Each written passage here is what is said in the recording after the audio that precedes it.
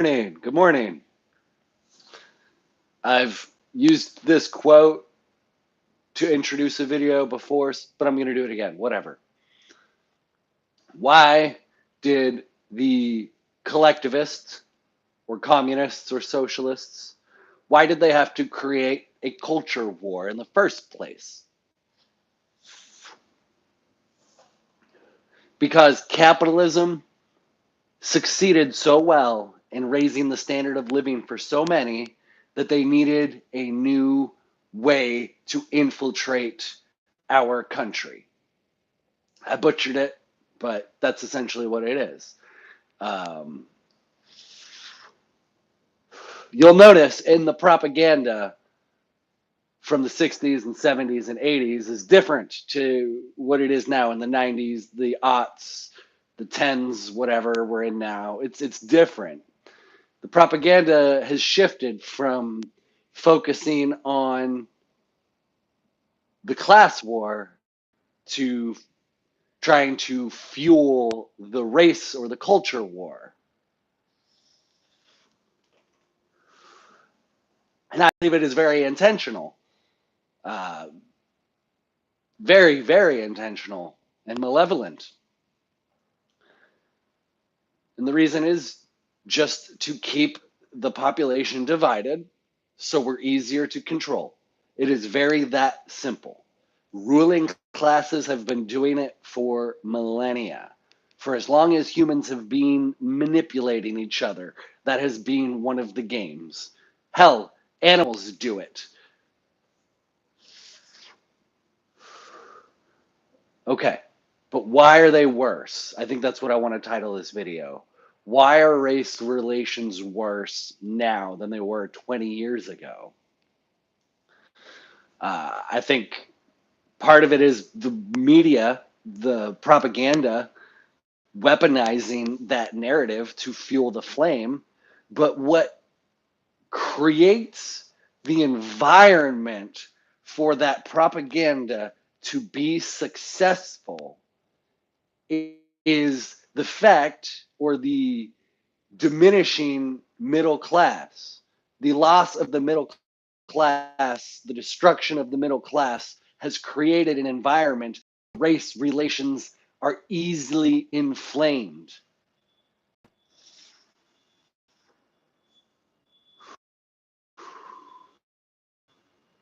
If our economy was doing better for the average American, and I'm not going to, that's no gender, that's no race, just average American, because the average American encompasses all races, all ages, all genders, all faiths, all people who believe in sovereignty and freedom.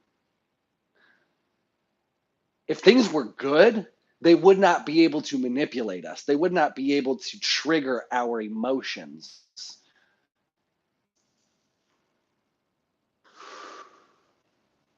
Financial stress can lower your IQ substantially. So now we have a whole bunch of people who are financially stressed, not thinking clearly, stressed in general about all kinds of other things, the media, fear mongering. It is no wonder that race relations are not doing too great right now. I don't think they're that bad. Um, I think an old wound that has not fully healed has been being picked at by the media. Instead of applying ointment, instead of applying first aid to this wound that America is still healing from, the wound of slavery, the wound of segregation, the wound of real racism. We're still healing from that, I believe. That's my belief. It doesn't just go away in a few generations. And it's not just black people. Look at what we've done to the indigenous people. Also, the Japanese people in internment camps. Our government's done some pretty shitty things.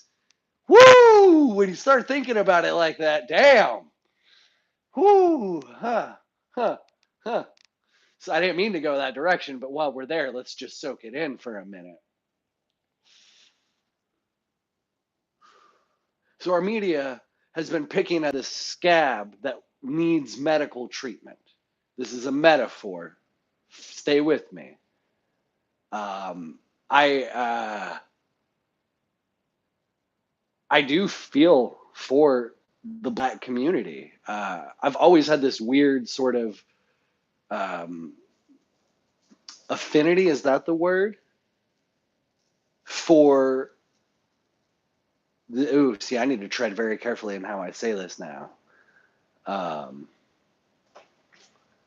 Black culture just always appealed to me from a young age, like rap culture. And I know it's not healthy, but there's an appealing element to it.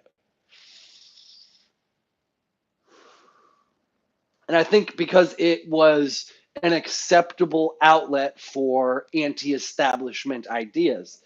Do you remember Fuck the Police? That song on the radio now is so edited, it's not even worth listening to. How fucking ironic is that? It's ironic.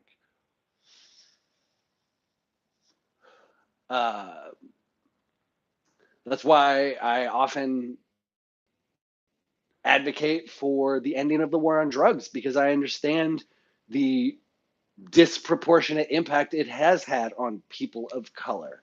I acknowledge that. It's embedded within my desire to be a civil rights activist. I talk about specifically why I want to be a civil rights activist and not a social justice warrior.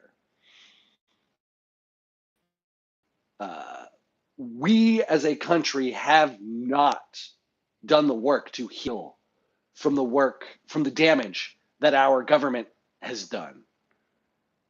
And unfortunately, the media has done a very good job at painting the average American as the bad guy. The average American who is struggling to pay their bills, the average American who probably doesn't like their job, who is lucky to like their job. The average American is not doing so great right now. Over the last 20 years, collectively, things have gone downhill for this country. And it's not about left, it's not about right.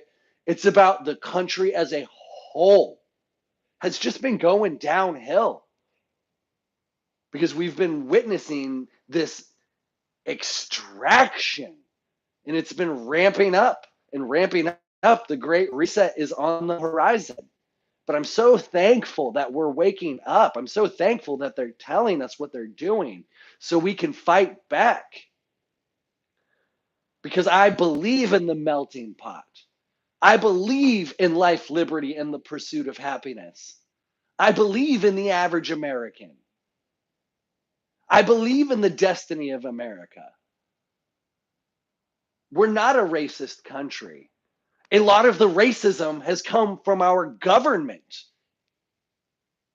Our government is filled with citizens who have complied, but that is why we must stop complying.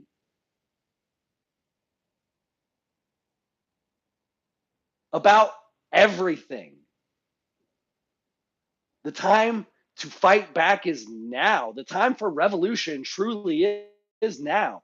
Nonviolent, peaceful revolution is possible. I believe that. I really do. As I look at you right now, they're going to try to censor us. They're already doing it. But we're fighting back. We're fighting back. We're pushing through. And we're going to keep doing it. I don't care if I'm on the corner of a town of 5,000 people on the weekend while I'm doing my community service of just picking up trash and talking to my neighbors. If that's the only place that I am relegated to fight, that's where I will fight. If this YouTube channel disappears, you can bet your ass I'm in a small fucking town just picking up trash. If I have kids, that's what we're going to be doing on the weekends. We're going to go hiking. We're going to go invest in our community because we're going to walk the fucking walk. Sorry, I'm getting amped up. I'm sorry. I just like the idea of a purpose-filled life.